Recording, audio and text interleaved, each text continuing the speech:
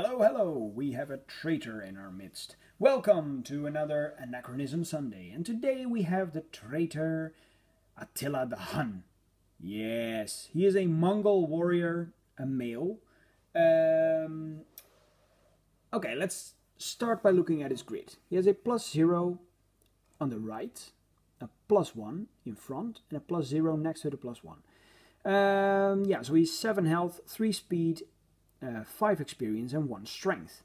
His ability, Noyarkal. After any player attacks, your attack rolls this round gain +1 to a maximum of +6. Oh, nice. That is very nice. Alright, let's see what the card says about him.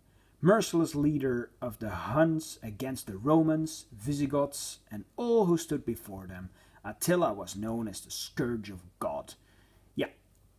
At the time Attila the Hun lived, the Roman Empire was already a Christian state.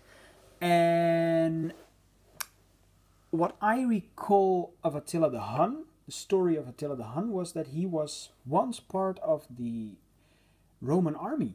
He was taught the Roman ways, and after a while, after a couple of years, he just took leave, raised an army, told them, hey, these Romans, these are their traditions, this is how their army works, let's attack them, and let's attack them hard. That's what I remember of Attila the Hun. Oh, careful now. We have a Mongol inspiration, a deity, Nemere. Nemere is the Hunnish god of war and the raging southern wind. Right, alright, this reminds me, the Huns. There are legends, I have heard from a Hungarian friend of mine, that the Huns were actually the ancestors of the Hungarian people. Makes you think, doesn't it? Alright, Nemere, 5 inspiration, and it is the ability Kaugiku Salkin. At the start of each round, choose a direction. At the start of each player's turn, move their warrior 1 space in the chosen direction if possible. So it's actually just a tailwind or backdraft. Ah yes, the Sword of Mars. Yeah. A Roman weapon. Well, actually a Roman god name over here. 2 strength, 0 initiative, and the grid looks as follows. +0. Is this the same then? No!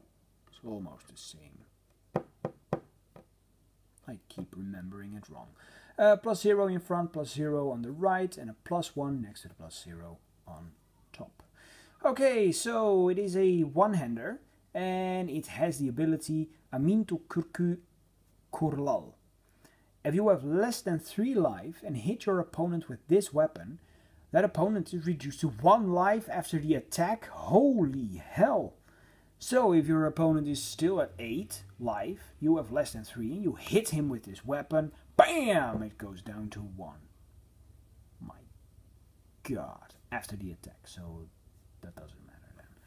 Found by Attila on a forgotten battlefield. He claimed it to be the invincible sword of Mars, Roman god of war, and took it for himself. Then we have armor, a headpiece, Dulga. It says Monchinar Untuskal. Once per turn, after making a defense roll, you may set the roll equal to the attacking warrior's initiative for this round. Nice. Worn for centuries among the nomadic barbarians of Central and Western Asia, helmets of this type protected their wearers against the depredations of both battle and climate. And finally, we have a special, which is in this case an ability. Kaitai Geprech. 4 initiative, and it says Emil. When an opponent attacks you and misses, they take 1 damage if their experience is less than 2. So they just cut themselves if he steps aside. Funny. Alright, otherwise they get -2 experience for the rest of the game. In the reign of Attila, the Huns became the terror of the world, slaughtering cities and destroying civilizations. Yes, this is often seen as one of the key turning points in the downfall of Rome. Of course, the decline of Rome started way before Attila the Hun, but this is one of the key points, military speaking. The Romans couldn't handle this and they couldn't recuperate, as I recall. That is a shame. Those poor Romans. Well, thank you all for watching Attila the Hun, and see you all next week. Bye!